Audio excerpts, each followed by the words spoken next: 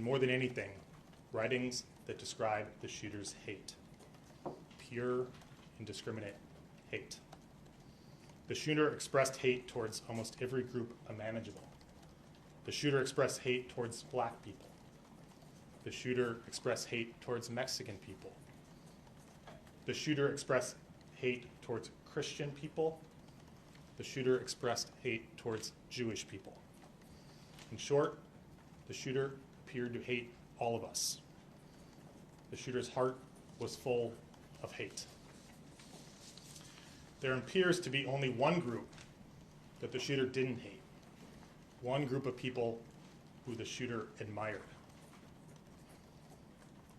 The group were the school shooters and mass murderers that are notorious in this country.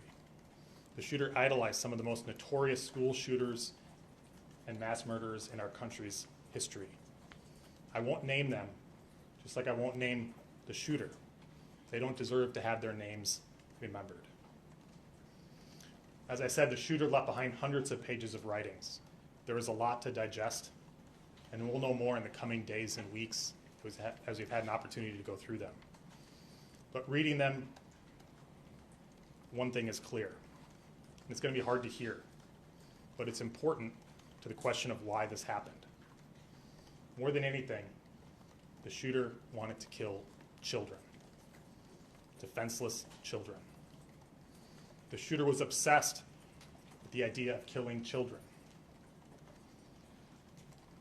The shooter saw the attack as a way to target our most vulnerable among us while they were at their most vulnerable at school and at church. I won't dignify the shooter's words by repeating them. They are horrific and vile. But in short, the shooter wanted to watch children suffer. Yesterday was a tragedy for the city and our state. My heart goes out to the entire Annunciation community. Their loss is unimaginable. I want the state of Minnesota to know that when a tragedy like this occurs, we all stand together.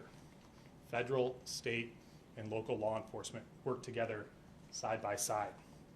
The FBI, the ATF, the BCA, Minneapolis Police Department, the Hennepin County Sheriff's Office, the Hennepin County Attorney's Office, including their victim advocates who have been working with the families yesterday and today. The list goes on. This has been a tough summer for Minnesota, but I take heart knowing that we all stand together in confronting this evil. Thank you. I'll turn it back to Chief O'Hara. Load it up for some questions and answer what we can. The FBI Director, Kash Patel, put out some details today, including that there was a threat against President Trump, that there were some messages such as Israel must fall and free Palestine, and that it is being investigated as a hate crime, and there's evidence of a hate crime. Can you speak to what the FBI Director put out? I haven't talked to Director Patel, but certainly there's evidence of hate. As I mentioned, the shooter expressed hate towards many groups, including the Jewish community and including President Trump. So obviously, as in most cases where there's a mass shooting at a house of worship or a school, federal law enforcement will work with state and local law enforcement to investigate to make sure what happened. We know what happened and we prosecute as appropriate. I would just add to that, Matt, that there is no question in this case that this shooter intended to terrorize the children, the school members of the school community, the parishioners who were inside of that church. So whatever label we want to put on it is regardless of the fact that it is very clear that this shooter had the intention to terrorize those innocent children. So. One of the manifestos, I guess, mentions a belief that the shooter was under an FBI investigation. Is anyone able to say whether or not that's true, or whether this person showed up on any watch list or any federal radar at all? Yeah, we did a check of all of our holdings, the FBI holdings, and he was not in our holdings prior to this incident, so we didn't have anything on him at that time. Okay. And is there any kind of mental health diagnosis that anyone is aware of? There is no diagnosis that I'm aware of that I can share. I can tell you, we are not aware of any state-ordered mental health commitments for this individual. Chief, could you talk about, we're hearing some new details come out about the moments inside the church, Yes. about the doors being locked, and how that might Yes. have protected some of the kids. Could you talk to us about that? So the question was about the doors being locked at the church. Annunciation Church had a practice that once Mass began, they locked the doors of the church. This incident occurred shortly after the Mass was beginning. So there's no question that the fact that the doors were locked likely saved additional lives. At the same time, we also know that the shooter intended to barricade and did barricade the doors on the same side of the church where the shooting occurred. So what's particularly heinous and cowardly about this is these children were slaughtered by a shooter who could not see them. He was standing outside of the building, firing through very narrow church windows on the level where they would line up with the pews.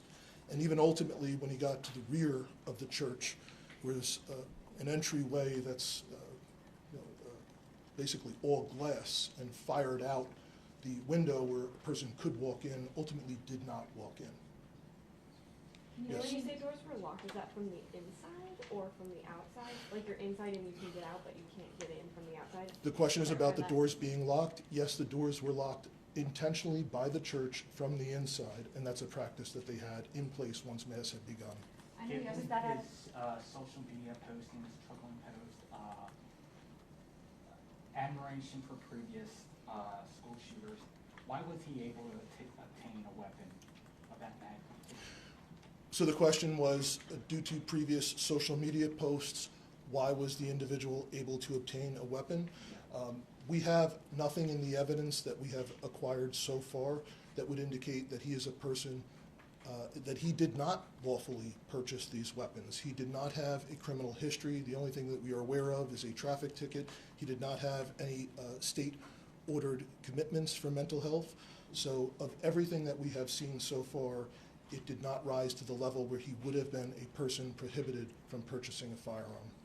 can Yes, you Uba. confirm if the shooter went to the church weeks prior, and if so, how long before the shooting happened? So Uba's question was if the shooter did go to the church weeks prior. We cannot specifically confirm that at this time, but that is obviously a part of the investigation. Even Can though you talk there's- at all about the connection, his connection to the church and school? Yep, so the question was the connection of the shooter to the church and school. We do know that the shooter did attend Mass there previously, the shooter did attend school, and the shooter's mother was an employee of the parish previously for some time. So obviously there is a connection between that shooter and this particular parish and this school there. Even though Chief, the- what Can can you tell us about the victim 20 that Victim school that you church? mentioned, another victim you mentioned today, how's that child doing? So there's one additional child that was injured by gunfire that we weren't aware of at the time of the last briefing. They were transported by private vehicle to a hospital outside of the city, and the report was actually made to police after they had been treated and released. So the injuries to the children range from, in this case, as you'd call like a graze wound from gunfire, all to, again, some very serious life-threatening injuries. We have some victims that have been released by the hospital at this time. We anticipate perhaps a few more today, but we still have some victims who are very seriously injured and in critical condition. even though there's no criminal Can you confirm in the search record, warrants? Sorry.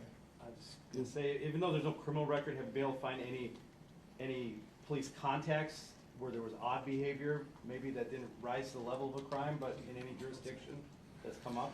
So the question was police contacts with odd behavior. There's nothing in Minneapolis where we did not have previous police contacts with him. Is there And anything in more you this- can say today on the name change issue? I know that yesterday you didn't confirm that, but I know it's out there. Is Yes. there anything more you can reveal just about? So the question was about the shooter's name change. We are aware that a few years ago, I think 2019, the shooter did have their name changed. We can confirm that, yes. I know Lou kind of asked it, and the FBI spokesperson talked about it too. Had any law enforcement you found made contact with that shooter's family previously to what happened yesterday? I can try. For everybody, I'm Drew Evans, Superintendent of the Minnesota Bureau of Criminal Apprehension. It depends on specifically what you're asking. We're aware of some reports in the past. We are gathering those reports now. There will be additional information that we'll be able to share down the line. But as the chief noted, and we think what is important in this and related to the question, this individual was not arrested for anything that would prohibit them from being able to purchase a firearm. There is not substantive police contact with this individual that would have raised concern to the level that would lead us to believe this sort of a situation would happen today. The social media, in terms of your question for that, just to be clear, to level set for everybody, there's a specific criteria in terms of how an individual can purchase a firearm legally in Minnesota. If those posts and information, I'll share it for everybody that we want to know going forward, this obviously is a terrible tragedy. We need the help of the public and everybody else. If there's concerning social media behavior by anybody, or that there's concern in their community, that they are contacting their law enforcement so that we can adequately address that in the process. That did not happen in this case. So In terms of the evidence found with the search warrants, were you able to recover additional guns, and if so, were those registered and also legally purchased? So the question was, in regard to the search warrant, were additional weapons recovered? The answer is no. Only the 3 weapons that were recovered at the scene: a .556 millimeter rifle, a shotgun, and a pistol, and all 3 were used during this incident. Chief, any history of gun training? Because the shooter seemed fairly accurate. We're not aware of, at this time, any history of gun training. In the evidence that you have recovered, has the shooter expressed any grievance against that particular church? So the question was any specific grievance against the church. We mentioned there is a connection to the parish, a connection to the school, but we have not identified a triggering event or a specific grievance against the church that you could point to say this is the reason for why this happened. Chief, I just want to clarify something you said. You said that the shooter attended mass in the weeks before the shooting? I did not say that. So the question was, did the shooter attend mass in the weeks before?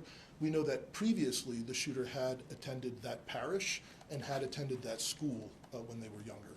Is there anything, any evidence that this person was radicalized or part of some online groups or anything like that that would have inspired this behavior? No.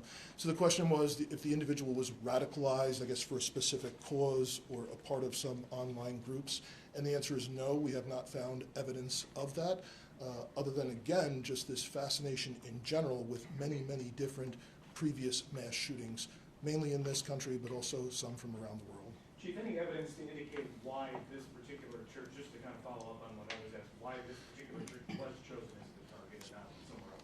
So Matt's question is the question, why this particular church? And other than the obvious, which we have said, the connection to being from that church, being from that school, mom having worked there, we have not found a specific trigger for why to target the children at this church. On that note, though, did the shooter seem aware that there was going to be this mass at this time, that the kids would be there at that time?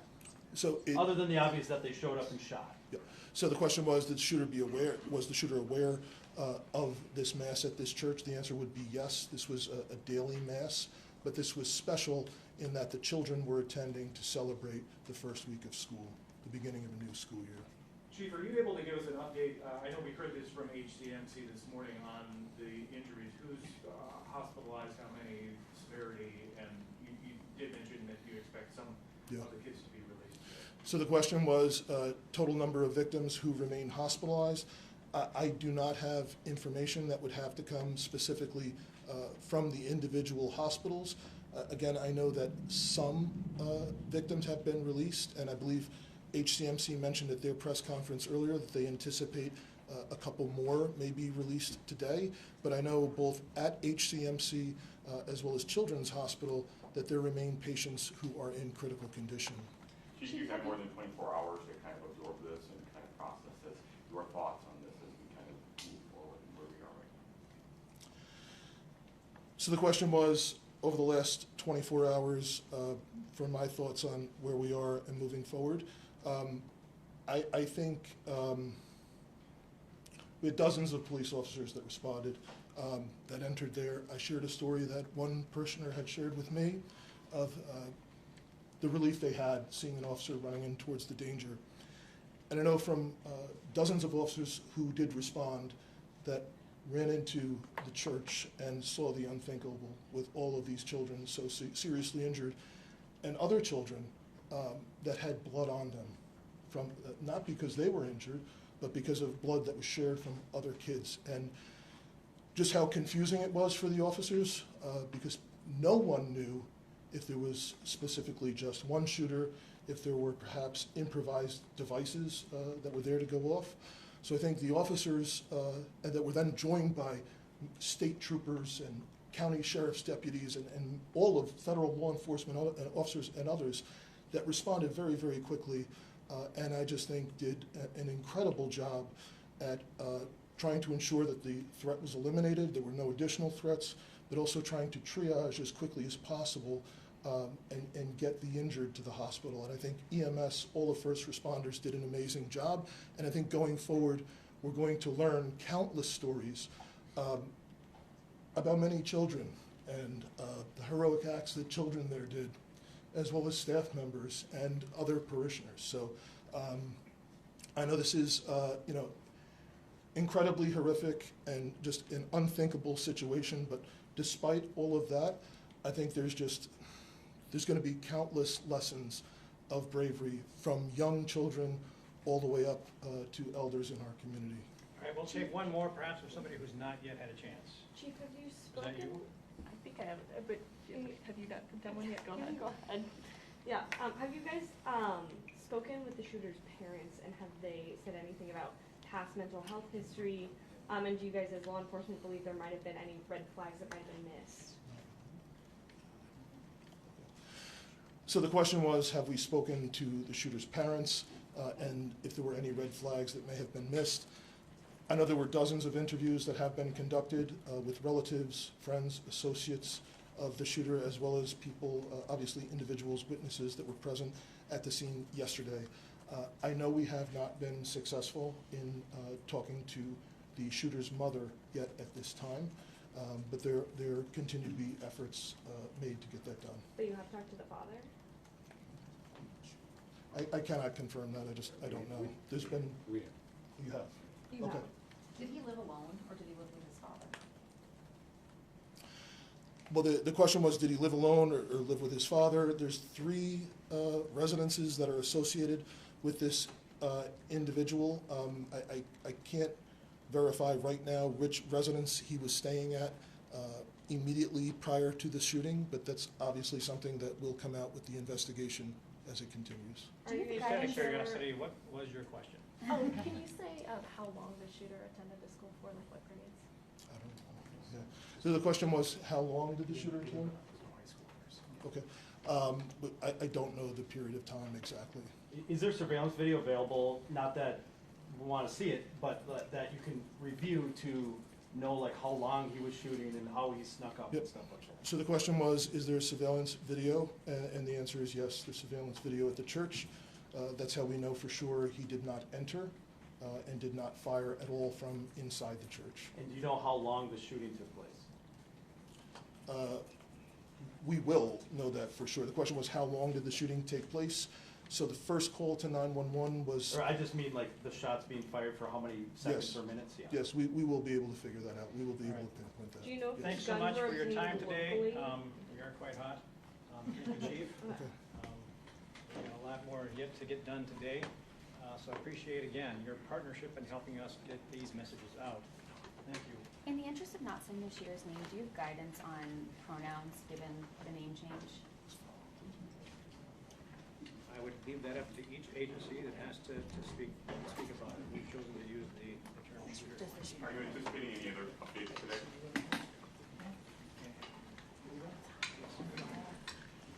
What?